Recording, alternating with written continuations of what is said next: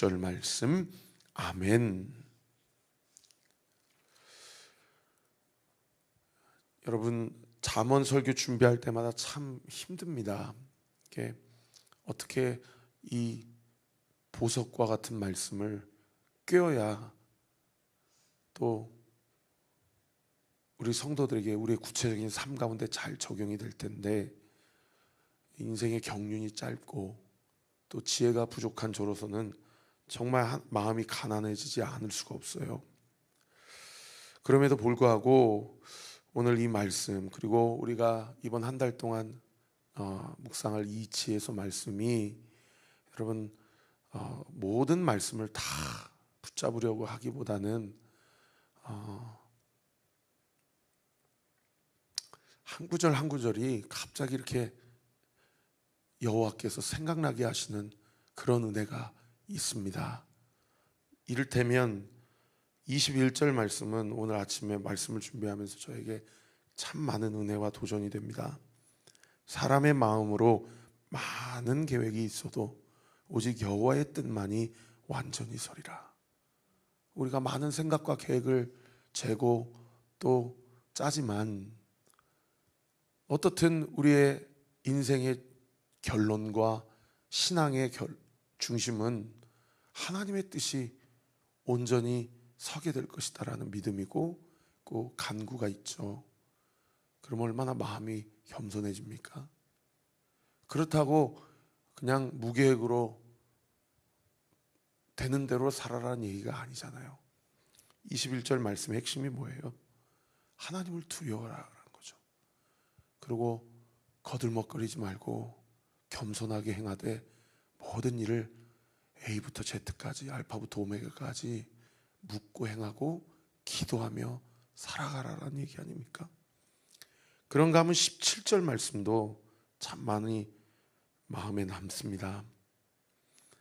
가난한 자를 불쌍히 여기는 것은 여호와께 꾸어드리는 것이니 그의 선행을 그에게 갚아 주시리라.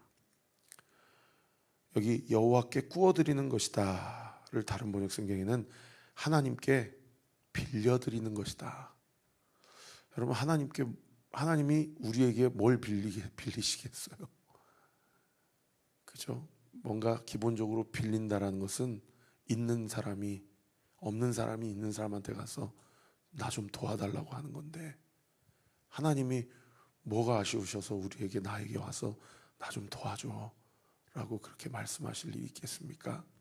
그런데 아무 힘이 없는 자, 우리 공동체 안에도 정말 내가 기도해 주지 않으면 이 사람은, 이 가정은 너무나도 지금 사방으로 막혀 있는 사람, 내 기도하기 전에 그 사람 먼저 기도해 주는 거예요. 여러분, 그것이 하나님 앞에서 꾸어주는 거라는 겁니다. 그 마음을, 그 선행을 하나님이 그에게 갚아주신다라는 거죠. 이렇게 맥락이 15절부터 오늘 본문 끝절까지 어떤 거는 자녀 양육에 대해서 이야기하고, 어떤 거는 게으름에서 이야기하고, 또 어떤 거는 승질머리 부르고 혈기 부리는 거에 대해서 이야기하고, 이 지혜서가 이렇게 뭔가 이렇게 한 맥락으로 쭉 나열하지 않고 주제가 각자 다르지만은 이번 한 달간 우리가 함께 묵상하면서 여러분 기도하시면서 설교를 들어주세요. 하나님, 오늘 말씀 가운데도 저와 제 가정 가운데, 우리 교회 가운데 하나님 필요한 말씀 주시고 저를 가르쳐 주시고 저를 훈계해 주세요. 그럴 때에 이번 한 달도 우리 주님께서 우리 각자에게 꼭 필요한 말씀을 주실 줄 믿습니다. 제가 그래도 주제를 한번 쭉 좀 분류를 해봤는데요, 한 몇 가지 주제로 이렇게 나눠지게 됩니다.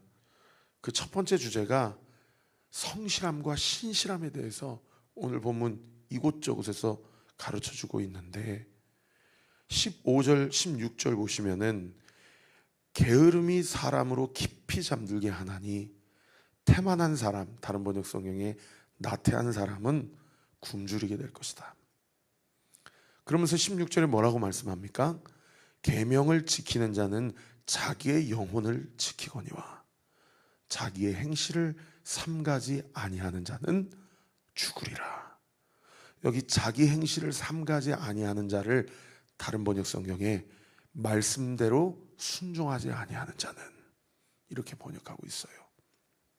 그러니까 결국 우리의 영혼을, 우리의 인생을 가장 확실하고 안전하게 지키는 방법은 뭐라고요? 자기의 생각과 자기 판단대로 그렇게 결정하고 살아가는 인생이 아니요, 자기 죄를 보고 하나님 앞에 내 죄를 인정하며 회개하고 주의 말씀 앞에 순종하는 자는 자기 영혼을 지키고, 그리고 15절에 보시면은 줄이게 될 것이다. 누가요? 게으르고 태만한 사람이. 그럼 뒤집어서 얘기하면 무슨 얘기예요?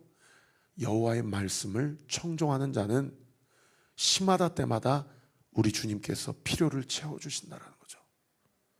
22절도 보시면은 사람은 자기의 인자함으로 남에게 사모함을 받느니라.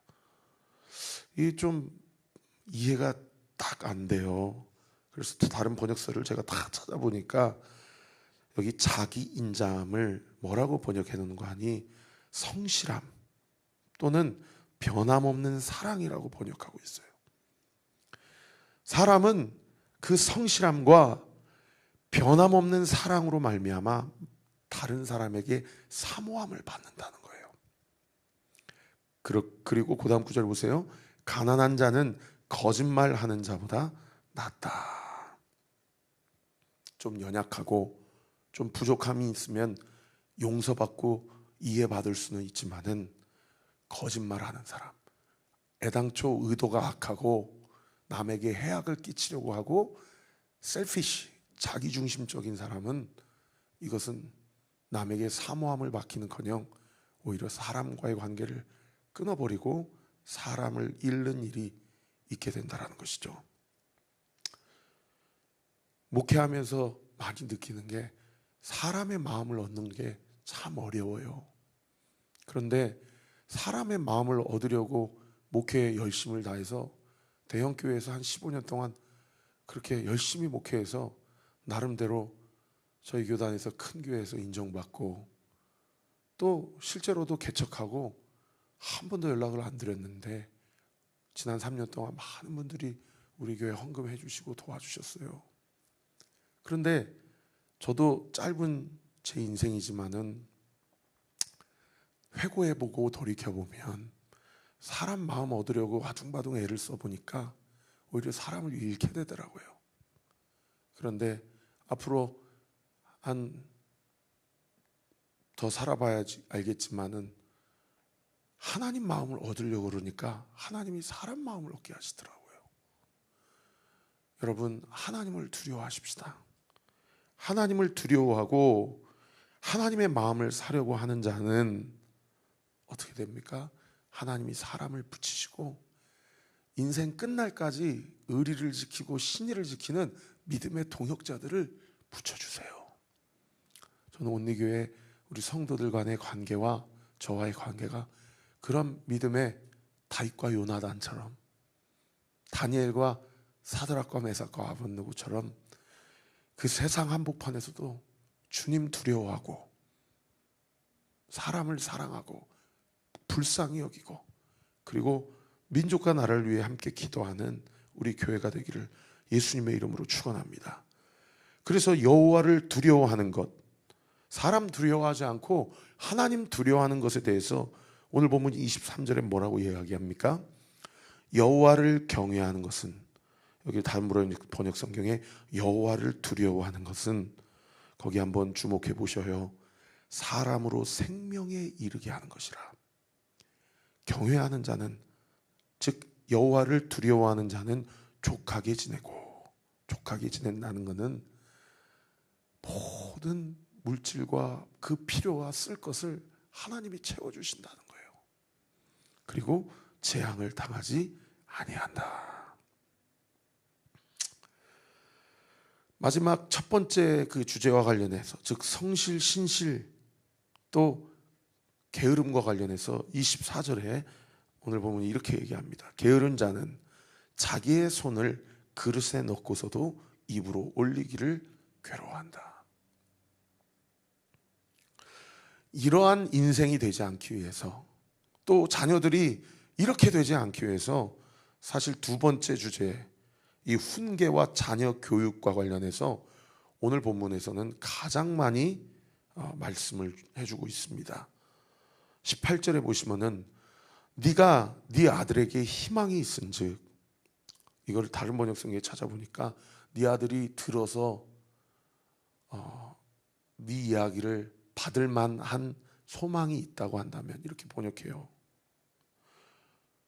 그렇다고 한다면 그 다음 구절 보세요. 그를 징계하되 죽일 마음은 두지 말지니라.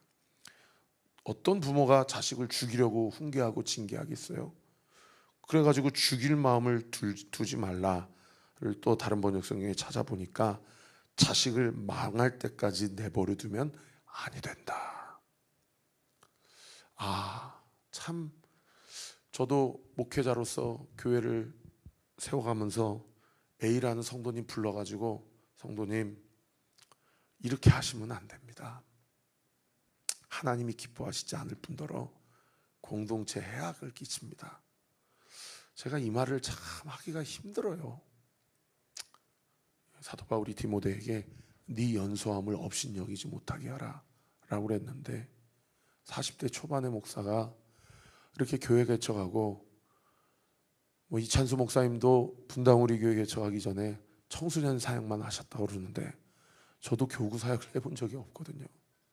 그리고 찬양 사역, 문화 사역, 그리고 청년 사역만 하고 개척을 했더니 어르신들 대하기가 참 어렵고, 그래도 우리 교회는 막 저보다도 막 한 70대 80대 어르신들이 있지는 않기 때문에, 그리고 우리 성도님들이 그렇게 제 말씀을 잘 경청해 주시기 때문에 참 감사한데,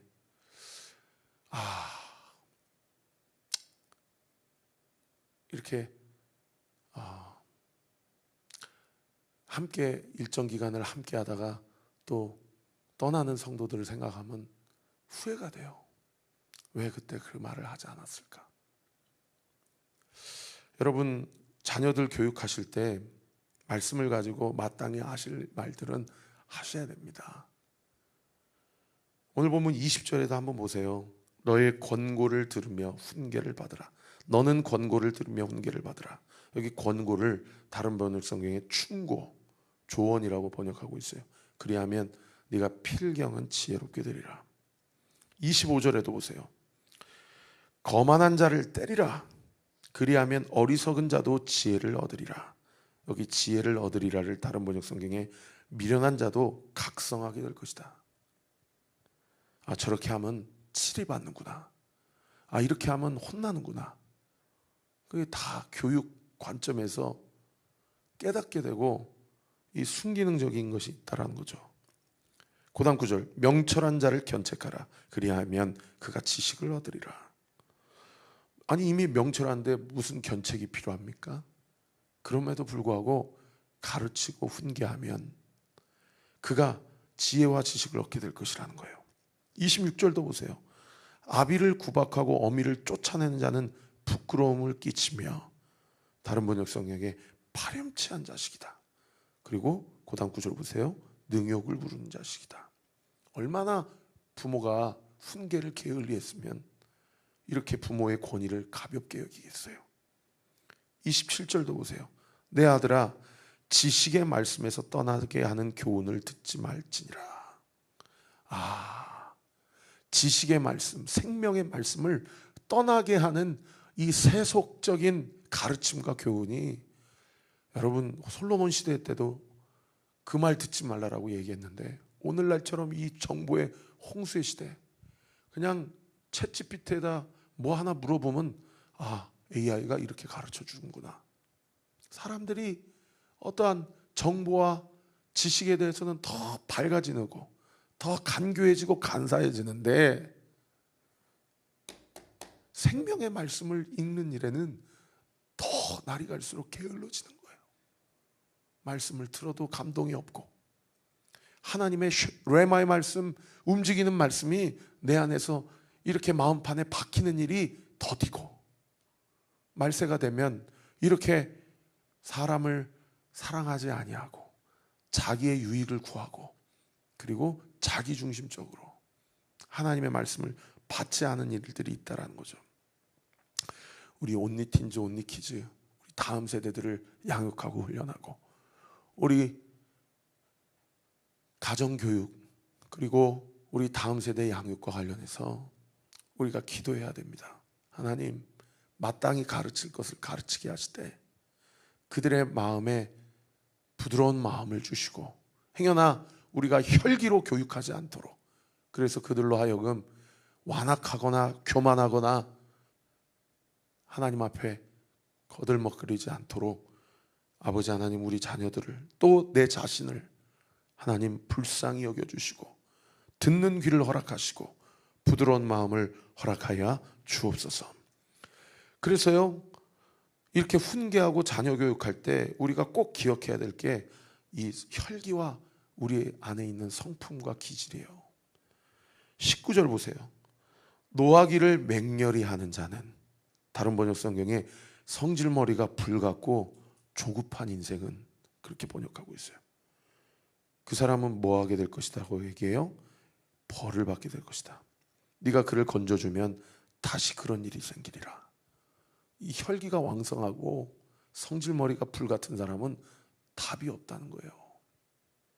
얼마나 저에게도 찔리는 말씀인지 모릅니다.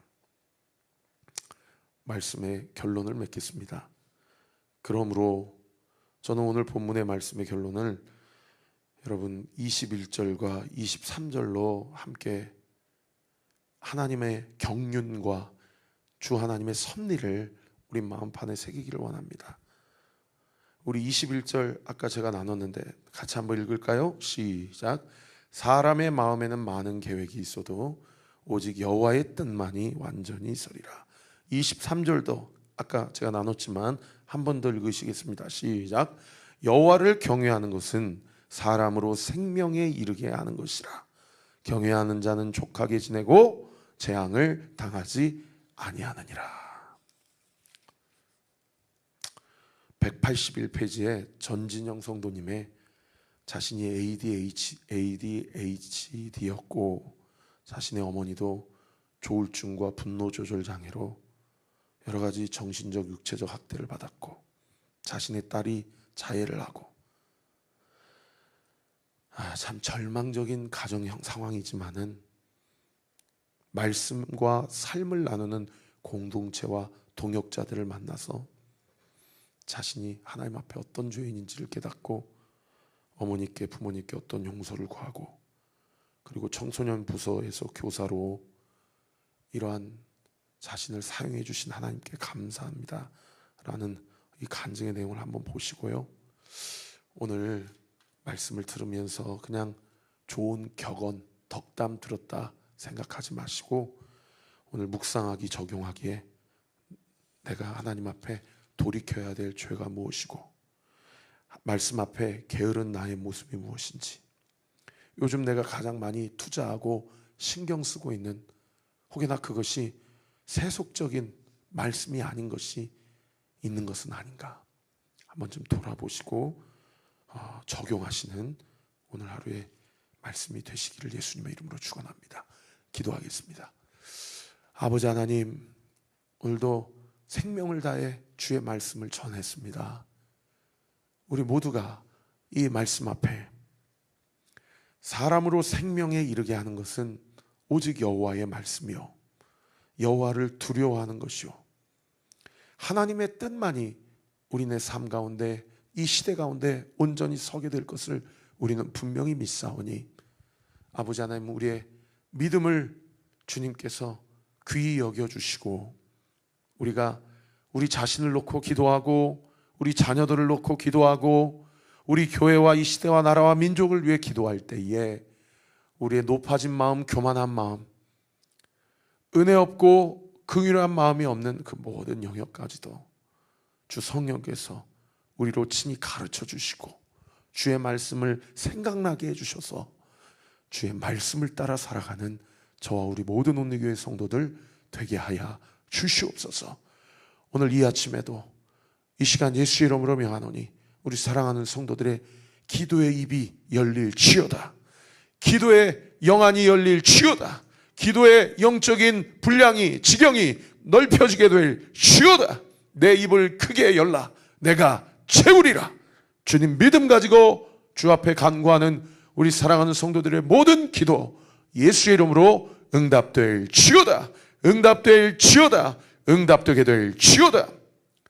아버지, 대선이 끝났습니다. 세워진 정부와 지도자 마음 가운데 하나님을 두려워하는 마음을 허락하여 주옵소서.